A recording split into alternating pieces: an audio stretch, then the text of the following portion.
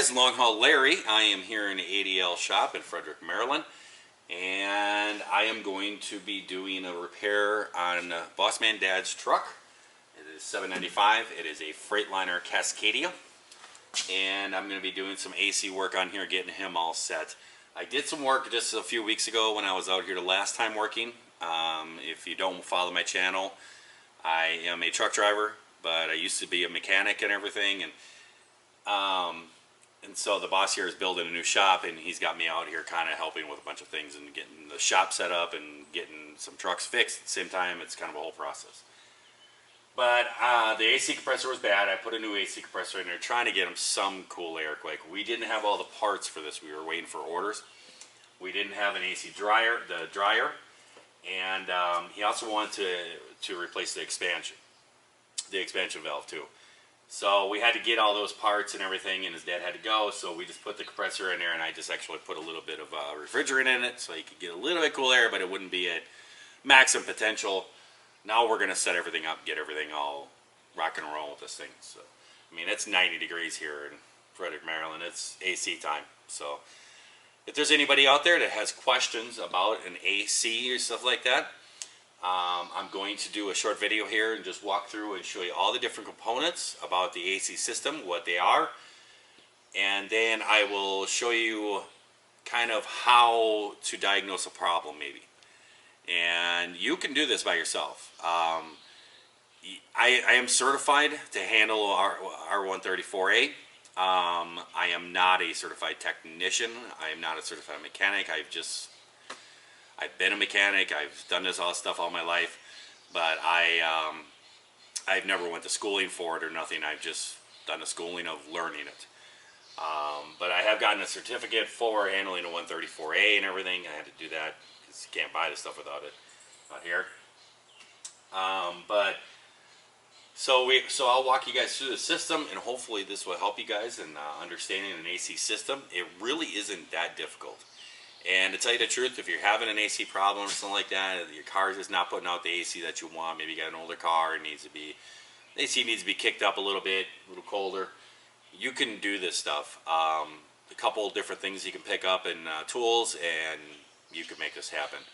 Those little cans that you go and buy and you refill and stuff like that, they're good in a pinch. But to actually work on something, to actually make it right, you need a couple more tools. Just buying one of those cans, shooting that in there, you're actually doing a couple things wrong. One, the main thing that you're doing wrong is you're actually introducing atmosphere into your AC system, which is very harmful. Moisture in an AC system is a killer. And so there's a couple tools that you need to kind of get around that.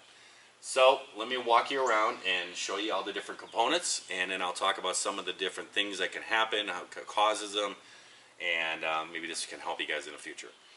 Alright, we'll start out. This is the AC compressor. It is usually mounted on the front. It is usually mounted up with the serpentine belt here. This one here goes to the alternator, goes all the way over there, goes around the crankshaft and everything.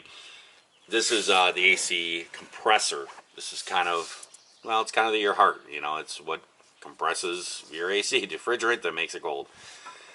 It compresses it, and then there's other things that make it cold. But this is where it starts. Let's put it there. Up on the front here, this is your AC clutch. And you can see how this just turns around like this. There is a bearing that is behind here, and these are actually controlled by an electronic magnet. And that is wired right here to this wire, which is hooked up in here, and this wire is actually controlled by your low line valve. And there's a wire that goes there. Once the pressure reaches a certain level, it sends a signal through here, and it engages this clutch here, which starts your AC compressor turning, and it starts compressing the refrigerant. From there, it goes into your high pressure line, and it will go up into your high pressure line up here, and it feeds up into the front into the condenser. And the condenser is kind of like a radiator kind of looking thing. It's right up there. And you guys can see that. It's that flat, skinny thing that's up on the front there. And it's on the front, and usually front of the radiators, just like this. And cars, these things are going to be all common in cars, pickup trucks, APUs, Reefers, I mean, there's differences in between them all and stuff, but pretty much common stuff. But you can see that up there is your condenser, and what happens is as the compressor condenses the refrigerant, it goes into your condenser, it circulates through there, and it comes back out through here. Then from there, it comes out, and on this here, it goes into an air dryer. Some vehicles, like cars and everything, you may see like a silver looking canister underneath the hood, and you see these hoses going to it. That's an accumulator, okay? And this here, it has a filter dryer receiver, okay? So high pressure goes in here, takes any contaminants out of the system that's in there, and it also supposed to dry the system too with moisture. Moisture is the killer of AC systems. Now from here, it goes back, and on trucks, it's like this. On cars, they'll usually have a low and a high port will be on different sides of the engine. You cannot screw them up. They're actually Larry proof. The fittings that you hook up your fill lines and your regulators to and everything, they're actually different sides. You can't hook them up backwards. This is your high, this is your low. The bigger line is always going to be your low, smaller line is going to be your high. And then on this here model, if you come around here, I'm going to grab a flashlight so you can see it because it's dark back here. But if you look back up in here, you're going to see, I'm trying to see if you guys are seeing this or not.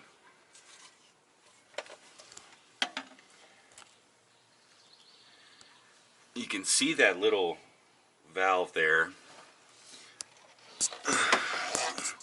But that is your expansion valve back in there.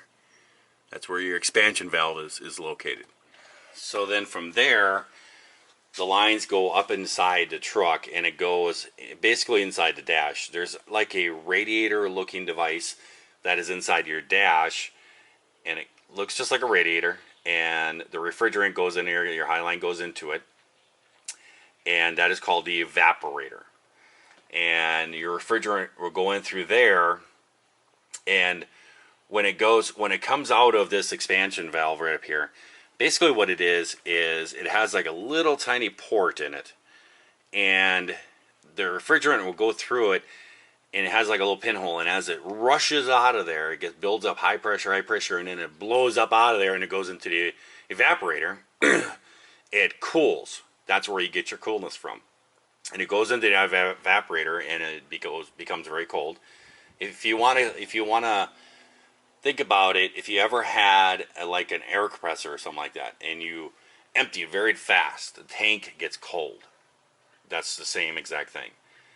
If you have a big, pressure built up of air, or in this case refrigerant, and you release it, it actually gets cold. It's the same kind of type of thing.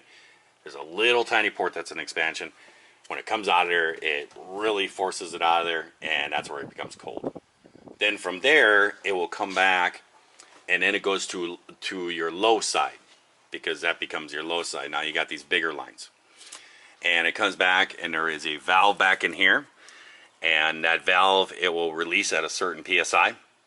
It's not pounds per square inch and everything, but it releases at it, and usually around 30 is what it takes, and that will kick in.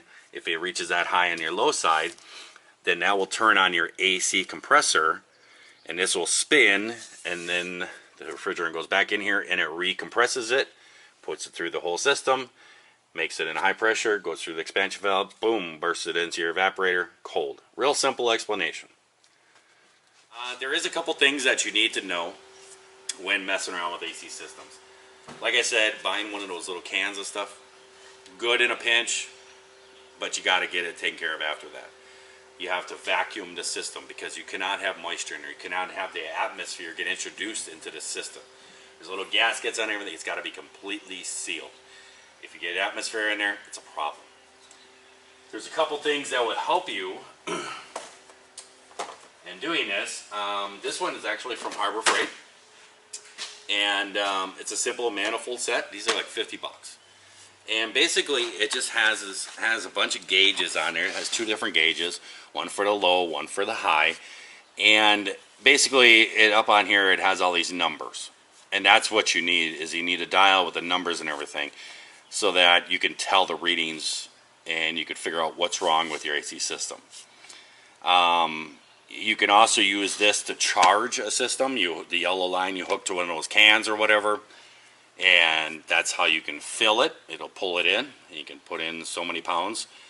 Every vehicle is going to be different. Excuse me. But then this is also where you can hook up, I don't know if you can see that or not, but on these gauges they go negative. And this is also on the yellow line where you hook up to a vacuum pump. Harbor Freight also sells a vacuum pump. And the vacuum pump is like 90 bucks. So it's really not terribly expensive. $90 for a vacuum pump, $50 for one of those. You can service your own.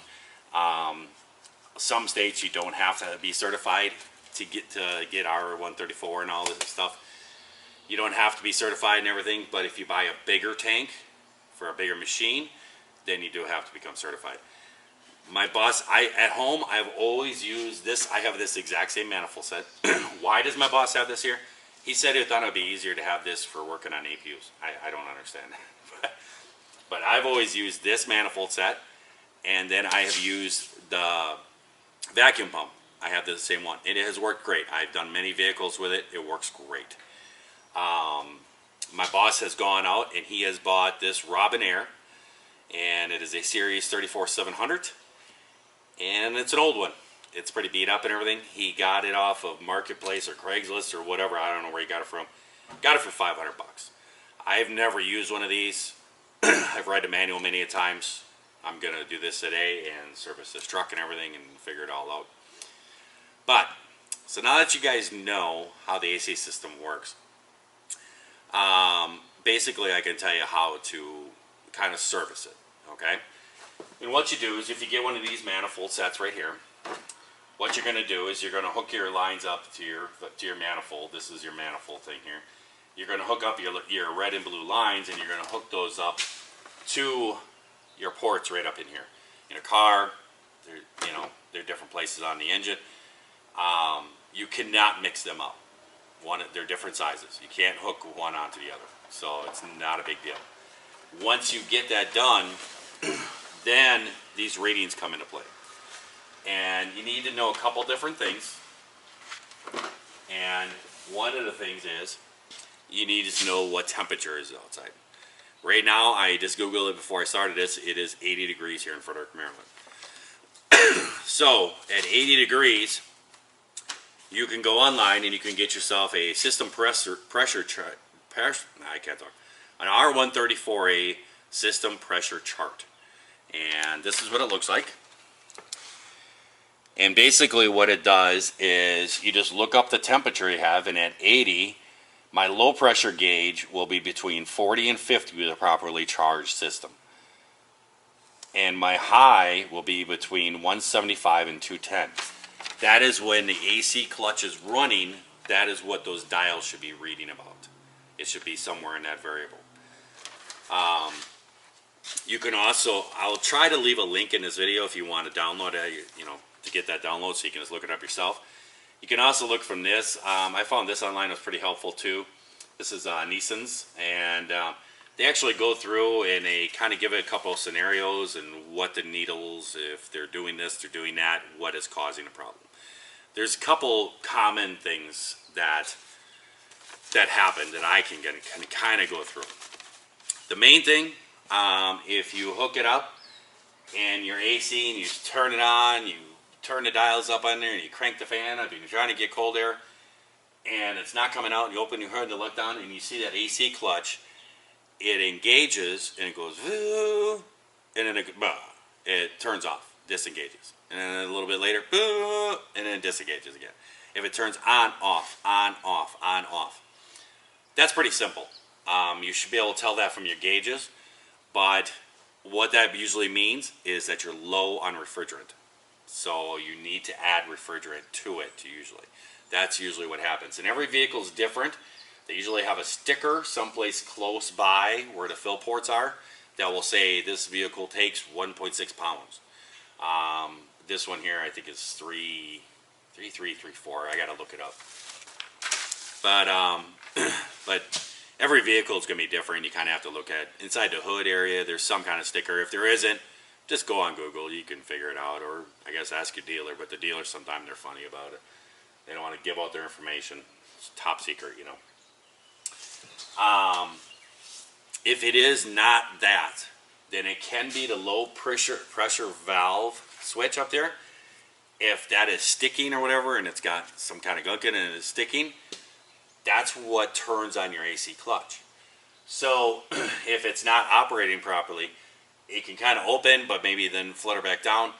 And there is a power wire that when it opens, when the valve opens, it sends an open circuit down over here through current, down through your AC clutch, which turns it on. So if that valve somehow closes and the pressure's still good, that will turn off your AC clutch. So that's another thing that can be checked. But first you want to check the refrigerant. Real easy way to do that, to make sure that you have refrigerant, is to hook up your red and blue line to your system without even starting up the vehicle. You can just hook it up and you'll see your needles go. Both needles, without the engine running, both needles should be the same number. They should be really close. The high and low needles should be right close. If that one there is called a static pressure test, and it's called a static pressure test when you do it without the engine running, and your number should be lining up. If it is not, if your dials do not match up, if they're not the same number, then what is usually happen is the expansion valve or the office on you, doesn't matter, you have one or the other, one of those could be plugged, and it's not letting the refrigerant get to the low side as it is in the high side. That could be another problem too. Simple fix. So you either add refrigerant or you have to replace that valve. Alright, now let's say that you have it all hooked up, you have pressure and everything else, and then you go in and you start the vehicle up. And it starts running, the AC clutch engages and everything. These dials on here are going to move. Now, if they do certain things, you can kind of guess what they are. There's certain scenarios that happen. Now, if your high line, which is your small one, if that one is high and your low is low, okay, that usually means it's a clogged orifice. That is not going to happen on here because it doesn't have one. This one has the expansion valve. Okay. Now, if your low is high and your high is low, then that's common with the expansion valve. That's what this has. It's usually stuck and it's allowing high pressure to escape onto the low side. Otherwise, you have to check in the valve in a compressor, and the low could be stuck, closed, and it doesn't let refrigerant back into the compressor. That's another thing too. Okay. If you have it hooked up and the compressor tries to run, but the needles don't even move, that's a real easy one. You got a bad compressor. Okay? Simple. So those are some of the common things that happen and everything. So, I mean, it's not that much. And another thing that you can get, it may seem complicated and everything, but once you do it once or twice, you get the hang of it. Another thing that is very helpful is getting these. These are dye detecting glasses. They're basically just yellow lenses or whatever. And then this is a black light. And you turn this on and you put these glasses on, and what happens is you will end up having to put oil in to the system. If you get a new AC compressor, it has to have so much oil in it. Some come with it. You got to read the packaging.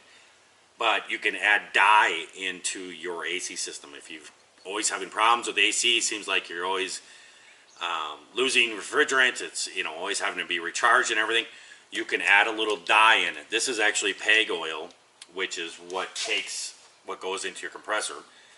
And this, and every vehicle has different peg oil too. You have to know what peg oil to put into it. This is 100. But you can get this right here, and this is peg oil with UV dye. So when I am going to be working on this system, I am going to be evacuating everything. I'm going to be sucking everything out. All the coolant, all the refrigerant and everything is be coming out. And when that happens, it will actually pull some of this peg oil out of the system.